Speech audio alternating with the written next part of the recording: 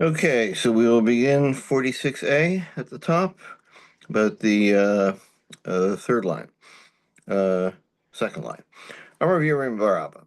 Shalchalemi Rav l'Shmuel. They sent a question from the yeshiva of Rav to Shmuel. Ilamdeinu Rabbeinu, teach us.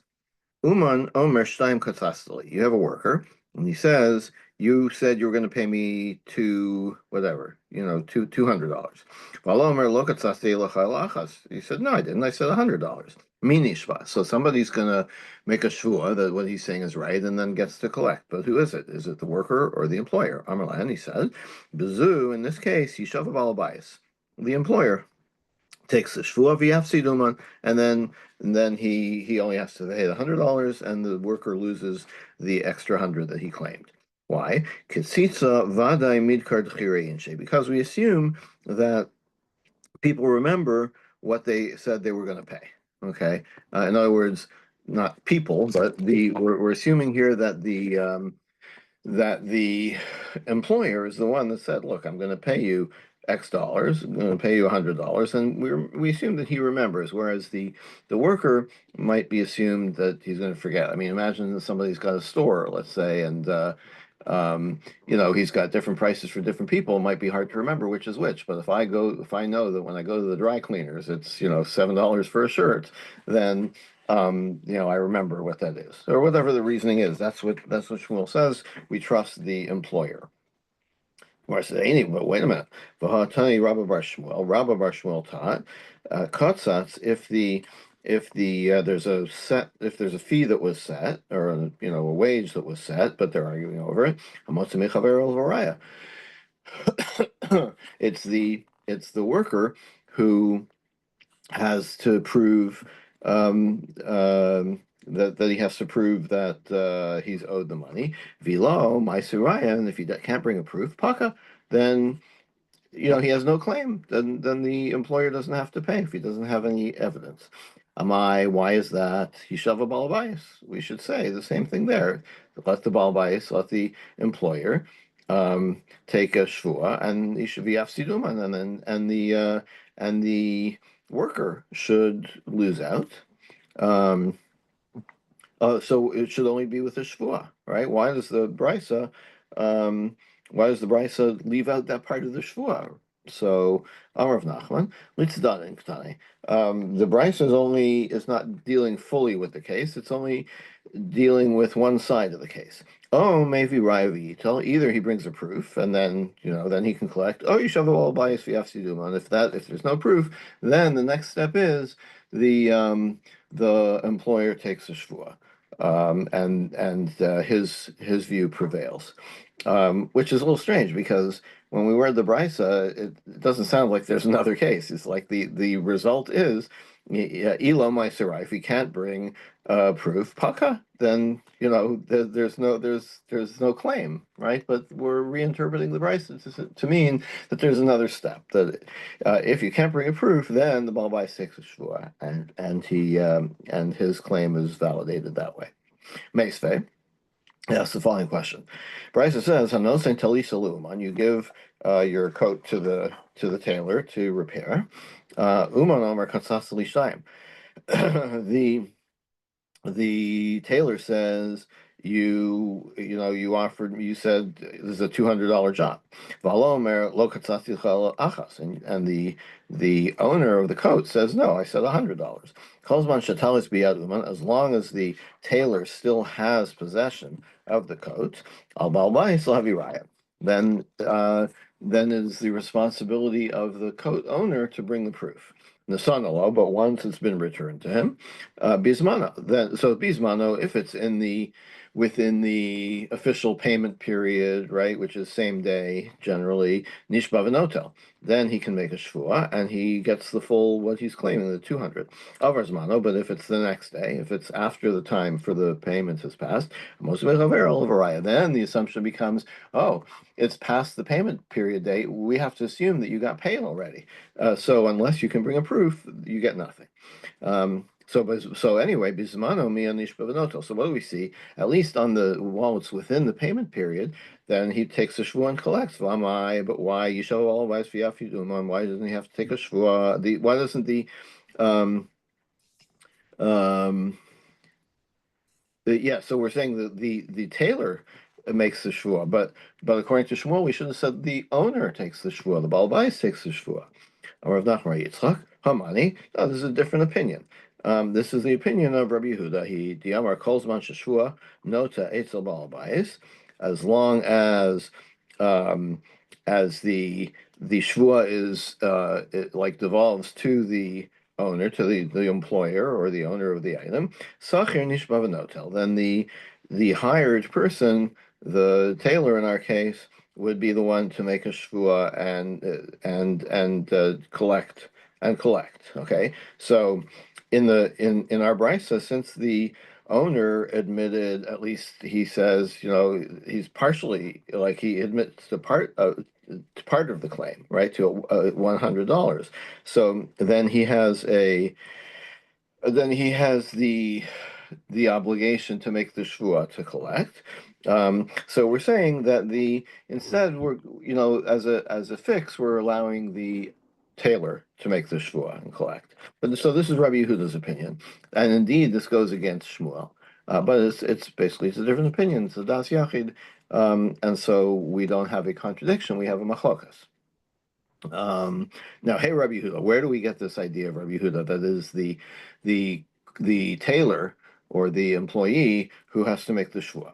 Elam and Rabbi Yehuda Snisin, you want to say it's our Mishnah? So our Mishnah, Rabbi Yehuda says that if there's a modav b'miktsas, if the employer uh, admits that he's or says that he's indeed has to pay, but it's a lower amount, and then he has the obligation to swear, or he has the opportunity to make the shvuah and collect. And our Mishnah said that the employee can take the shvuah instead. No, that can't be the source, okay? Because achmuri komachmiri, Rabbi Yehuda is achmuri komachmir. He's more strict than the Rabbanan.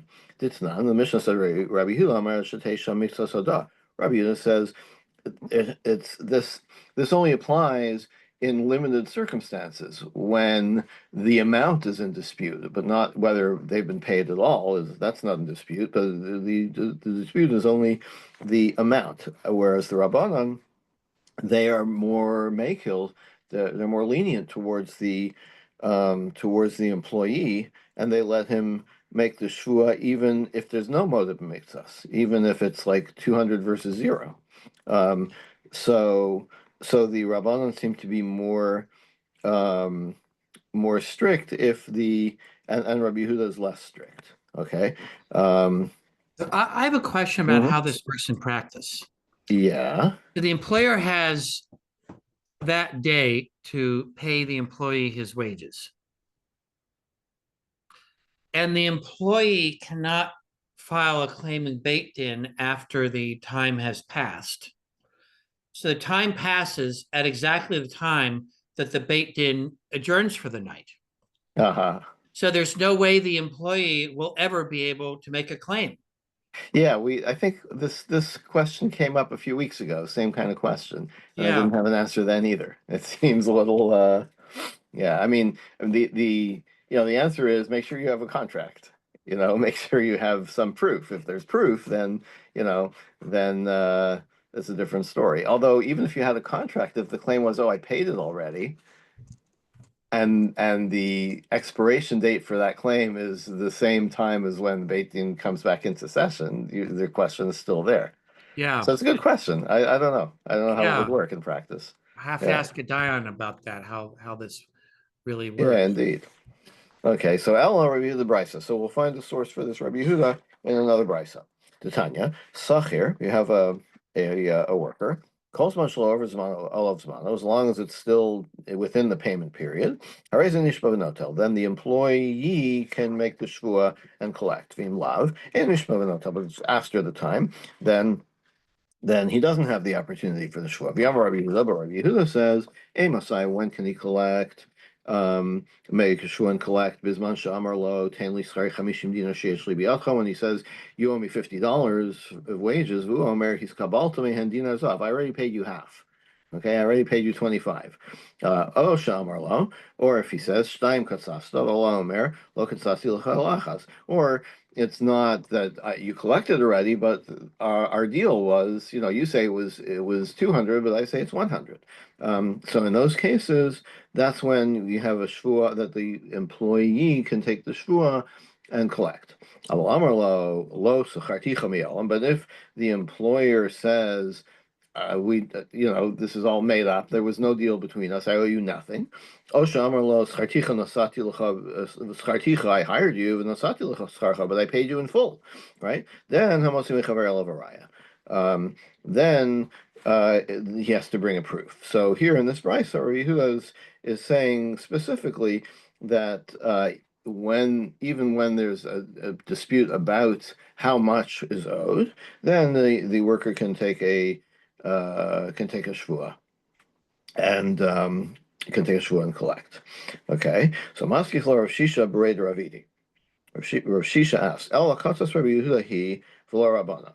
So so what we're saying is that katzas, the dispute over the amount of the wages. So that's Rabbi Yehuda is the one that says he can nishba v'notel, that he can take the shvu and collect. So that's what you're saying. That's Rabbi Yehuda, not the rabbi, not the Rabbanan.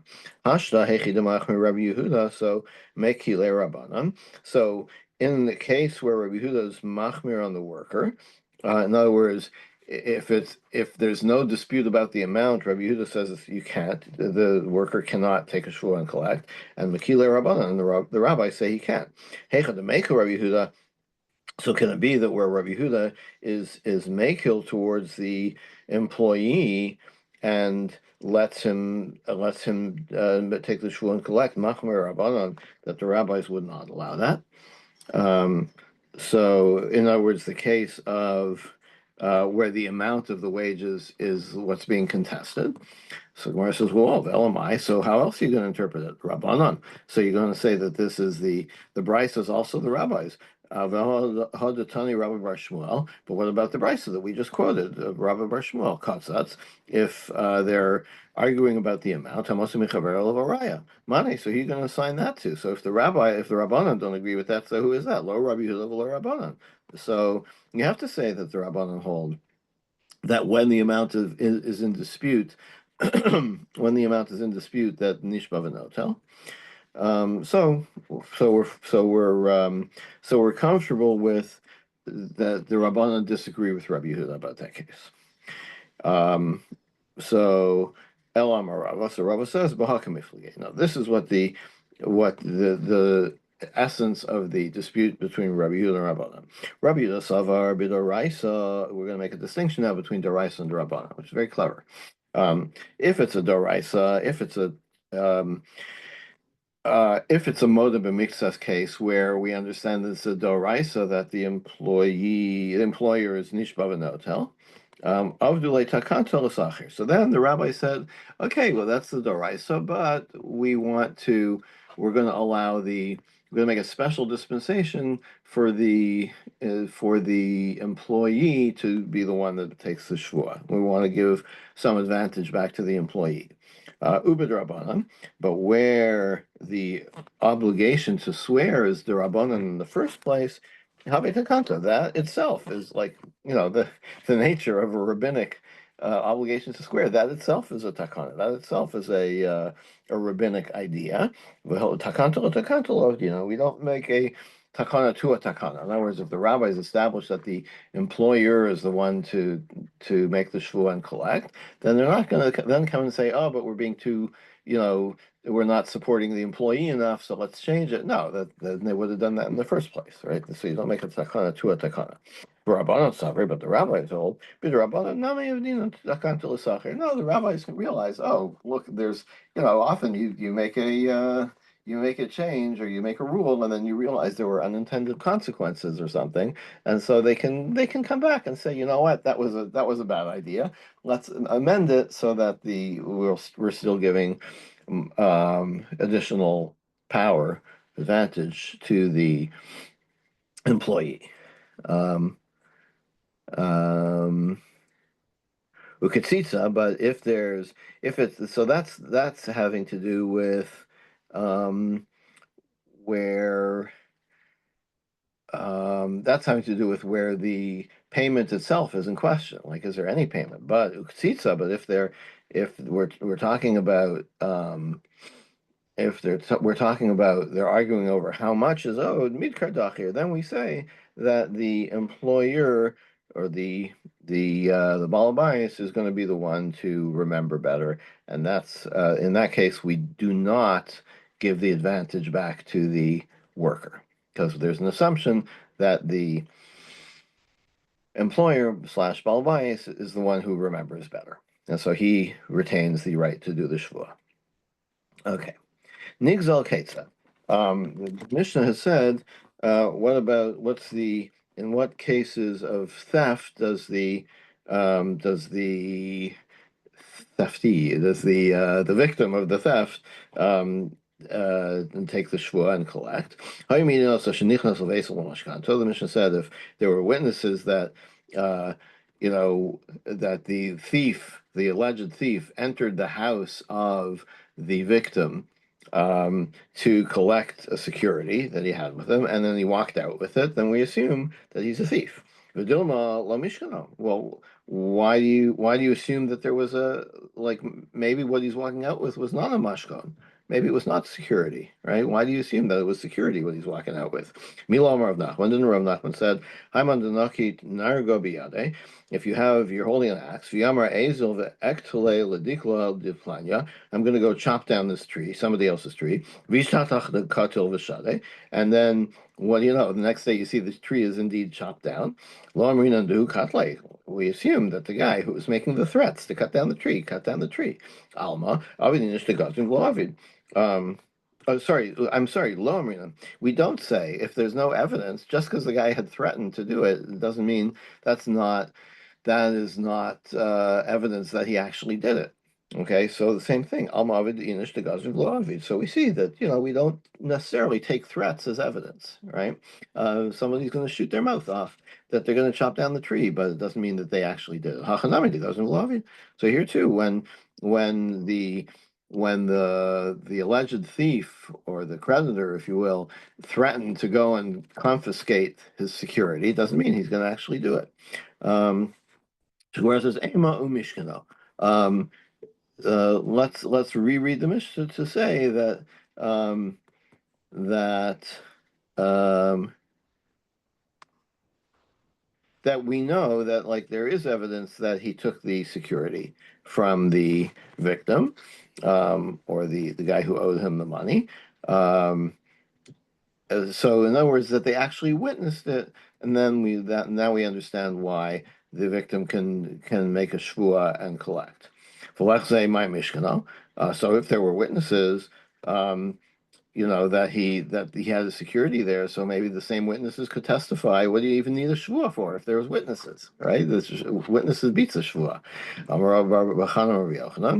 Betono kelim hanitalim tachas kanafav, where we're talking about something that he was concealing, right? He put something in his pocket, and so the witnesses couldn't see what it was. So even so, they saw him hide something in his pocket, but they didn't know what it was because it's in his pocket. Then that's the case where a shvua will suffice to collect it back.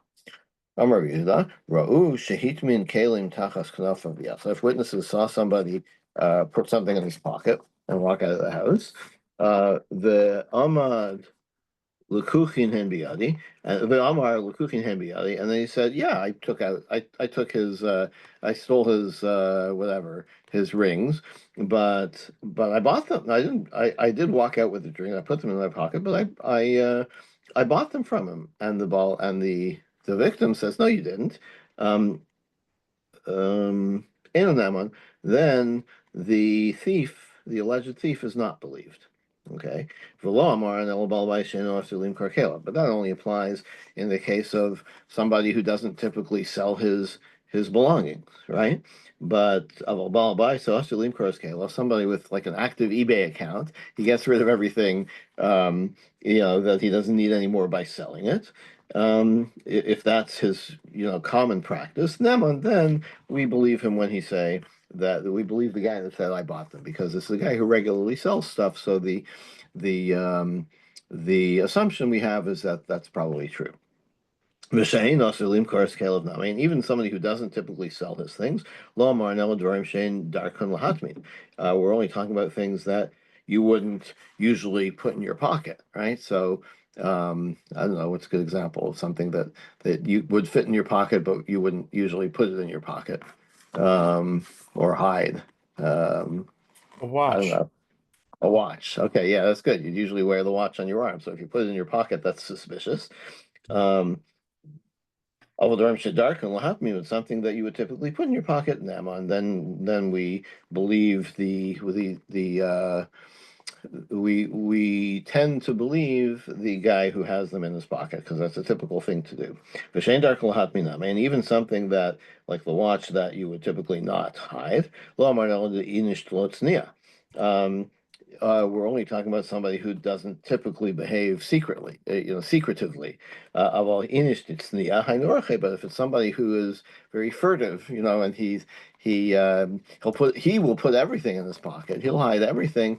Then that's his personality. Then we don't assume that he's stealing. And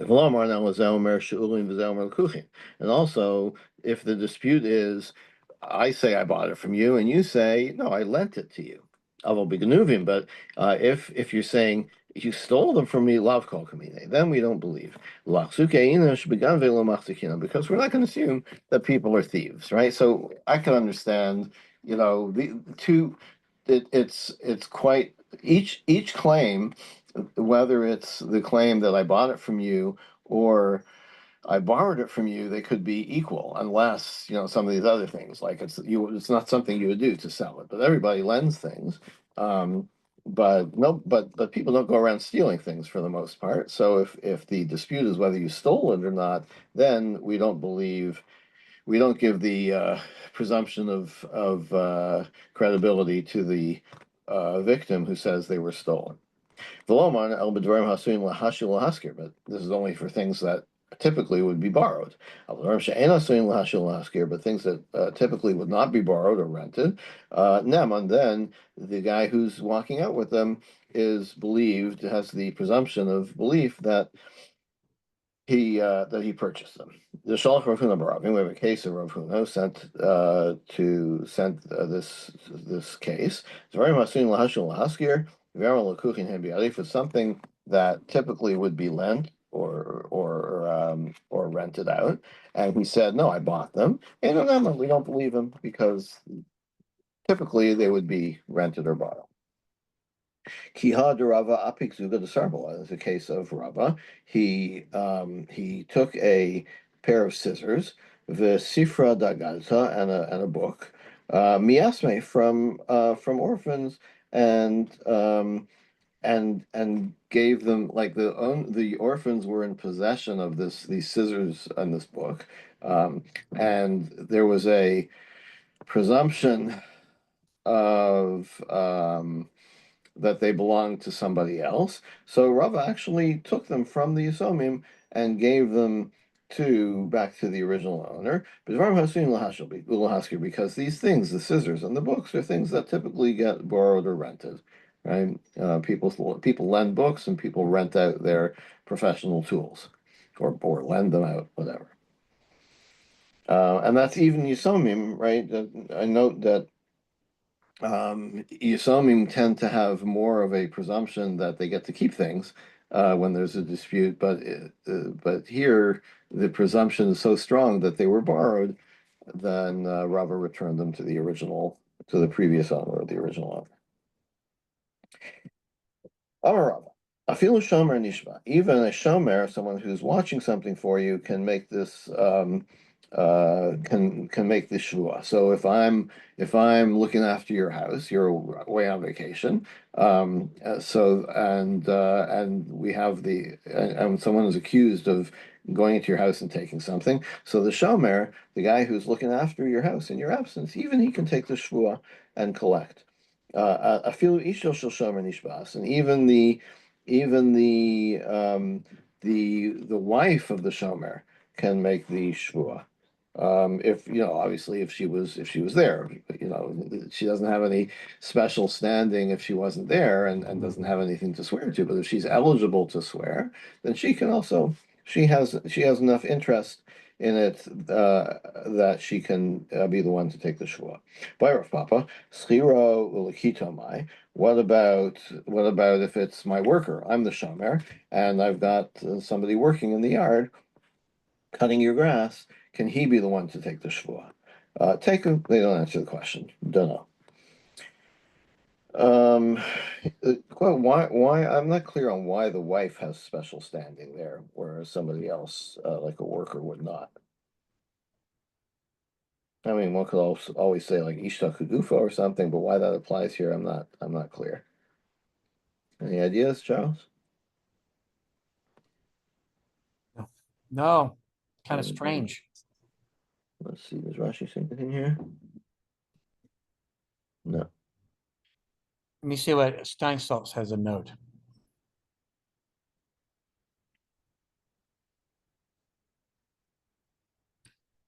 I mean, maybe the wife is considered the shomer, just like the shomer himself, but the shomer's worker is just a hired hand. He doesn't have the same responsibilities as the shomer. Yeah, Steinsaltz doesn't have anything to say except Okay. the halachas according to Rabbah. Amrle Rav Yama Rashi. Ta'ano bekasa dechas b'mai. What if what we're talking about is a silver cup? Um, do we believe that the guy's a thief? Chazina. So he answers, you look into it. I mean, who if the victim is wealthy, like it would be normal for him to have silver cups in his house. Oh, Inish who, or he's particularly trustworthy. How do we know he's trustworthy? Because people will give him valuable things for safekeeping. So Mishava v'shakel. So that person can make a shvua and collect velo. But if he's not wealthy, known to be wealthy or trustworthy, then like we wonder, like what are you doing with a silver cup? It doesn't seem so clear. So you need evidence. You can't just do a shvua. You don't have the presumption of being correct. Nechmal ketzad. Um, Now, the Mishnah had said that if you were injured by somebody, then you can take Shavuot and collect. So what are we talking about here? It has to be in a place on your body where um, you could have injured yourself.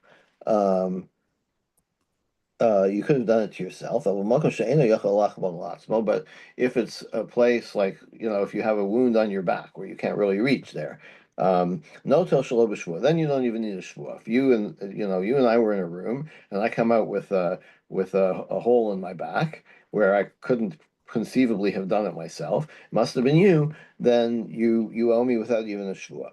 Oh, so you couldn't have done it with your hand. Like I can't reach back there, with my hand, but I could have backed into a knife or something, right? That doesn't have to be somewhere where I could reach. Like, what are you talking about? Um, Tanya Rabbi Chia, so Rabbi Chia taught also neshicha begabo. We're talking about where it's a bite, right? So if you see teeth marks, if there are teeth marks on my back, then there's no conceivable way somebody must have bitten me, and you were the only one in the room. So there's no shvua required. You have to pay for the damage. Ubein atzile yadav, or between your elbows. I'm not sure what that means exactly, but like maybe that also means like on your back. No, between your elbows. Um, yeah, like on your chest, right? You can't bite yourself in the chest either, right?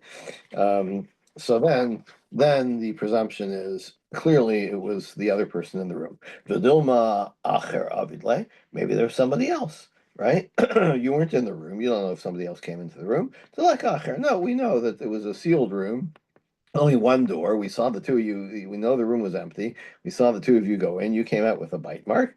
Then there's in such a case. Now, of course, remember this is civil cases, not criminal cases. In the case of criminal cases, there has to be direct evidence, I believe. Okay, we'll pick it up. Oh, wait a minute, where are we? No, let's continue. Ukish Ukishenegdo chashud. Okay, the next piece of the Mishnah was um, when do we Ukashnei Chashud, the Mishnah talked about where one of the parties is not really believed, like he's suspected of issuing false oaths, right? Of misusing shvua, then we don't allow him to take a shvua and collect. Vafilu shvua shav. What kind of shvua? Even yeah, the Mishnah said even if it's a shvua shav, right? Just a false shvua. My filu shvua shav. What does the Mishnah mean? Um, Lo mivaya kamar. The Mishnah means like it's a lo mivaya, like not only this but also that construction. Lo mivaya hanach, not only in the in the earlier cases, the Isbuk Firas Mamon, where you're denying, that you owe somebody money, Ela Fila Haname. But even in the case of the Shua Shav, which is the Kfiras Devarim B'Yalmahu, he's just denying facts, but he's not trying to extract money from anybody with the false Shua. Even that kind of Shua Lo Mammon. Then if we know that he's not careful about even a Shua Shav, we also don't believe him for a Shua that costs somebody money. Okay, so that's two kinds of shua. But what about shvuas bitui when you're talking about, I'm going to do this in the future? Kikatane, so what is the mission talking about? Shvua dechika mishtaba b'shikra kamishtaba. Talking about shvua that, yeah, indeed, a shvuas bitui doesn't count because when you say, I'm not going to eat cornflakes for 2 weeks, right? So when you say that, you haven't violated anything. You're only going to violate if you violate it, it's in the future, right? Where at the time that you made the shvuah it was a valid shvuah, so you made a mistake, right? Or for whatever reason you violated the shvuah, but it's not like you set out to say something in the first place that was already false. Um, because you could say he was sincere. I was sincere when I said I wasn't going to eat cornflakes. I meant it. Later on, I violated it. That's a problem. But it doesn't mean that I don't take my shvua seriously. Look at so that case we're not talking about. Tenach ochal v'lo ochal. Okay, so that applies. That works for a shvua that says I'm going to eat something or I'm not going to eat something in the future. Achalti v'lo achalti. What about shvuos bitui where you're swearing about the past? Michael Amemar. So then, as soon as I say the thing, I know it to be false. So that kind of shvua should be disqualifying the false shvua. So Tana shvua shad. Um, the v'chol the damilay. So what the Mishnah means when it says like a false oath, it means a false oath or anything like it. So even the shvuas bitui about the past, it counts, is included in that. Which in other words, the Mishnah is like use your head. We're talking about if someone is suspected of uttering a shvua that he knows to be false at the time that he utters it, that is the kind of shvua, false shvua that disqualifies you from being able to collect in the future with a shvua. And we'll pick this up here tomorrow. That was fun. Good to be back. Yashakar. All right, thank you. See you tomorrow.